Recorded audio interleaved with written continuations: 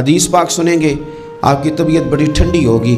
میرے نبی پاک صلی اللہ تعالیٰ علیہ وسلم ارشاد فرماتے ہیں کہ جو بندہ سوال سے بچنا چاہے گا، ارادہ کرے گا اللہ میں نے کسی سے نہیں مانگنا، فرمایا جو سوال سے بچنا چاہے گا رب اسے سوال سے بچا لے گا، اور جو لوگوں سے بے نیاز ہونا چاہے گا کہے گا یا اللہ مجھے دنیا داروں کا محتاج نہ بناؤ، اپنی بارگاہ سے عطا فرما۔ جو لوگوں سے بے نیاز ہونا چاہے گا اللہ لوگوں سے بے نیاز کر دے گا، اور فرمایا جو صبر کا ارادہ کرے گا اللہ اسے صبر کی توفیق بھی عطا فرما دے گا۔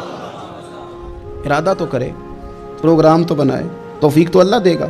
جو صبر کا ارادہ کرے گا اللہ صبر کی توفیق بھی عطا کر دے گا۔